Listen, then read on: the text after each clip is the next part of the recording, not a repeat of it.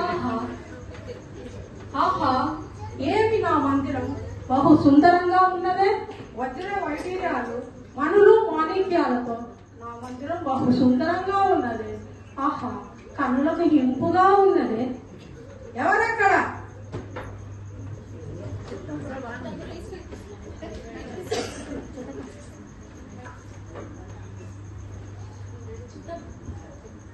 మహామంత్రిని ప్రవేశపెట్టుడు.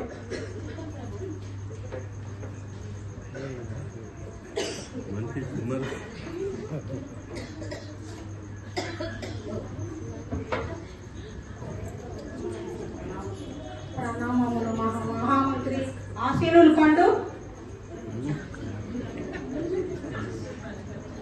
మహామంత్రి, మన రాజ్యంలోని పరిపాలనా విశేషాలను తెలుసుకోవాలనుకుంటున్నాం. మహామంత్రి,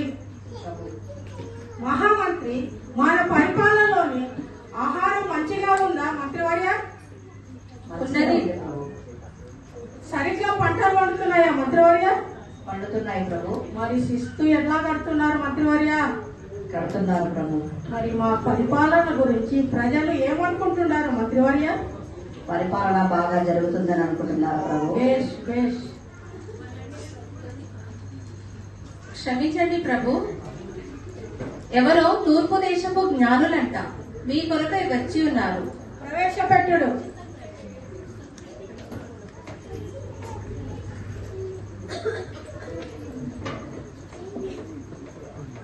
ప్రణామములు మహారాజా. ప్రణామములు ప్రణామములు. ఆశీనులు కండి.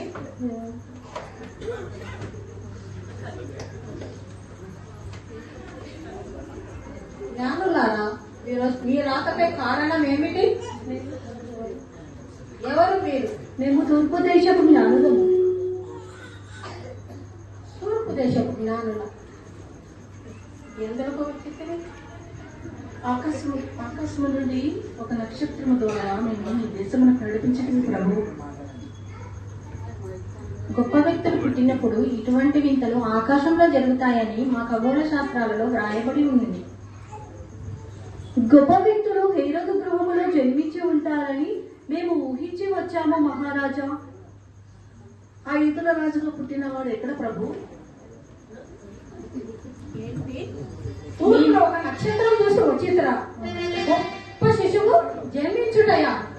ఏంటి మీ మాటలు విడ్డూరంగా ఉన్నాయే? కత్తి పెట్టండి మీ మాటలు. చిత్తం.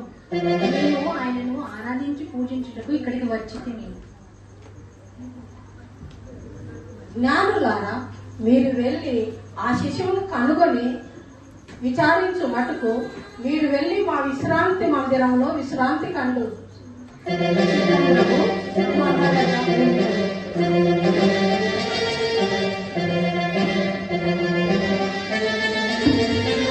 మహామంత్రి, విన్నారుగా? ఈ జ్ఞానులట తూర్పు దేశం నుంచి వచ్చారంట. నా మనసు అపరాపుత్రం అవుతుంది.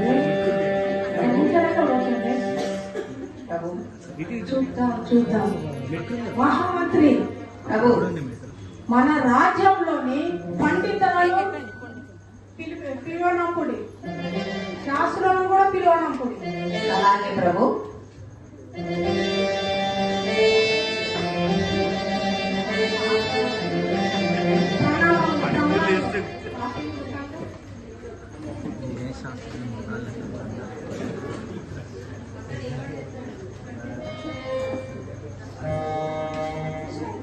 పండితులారా,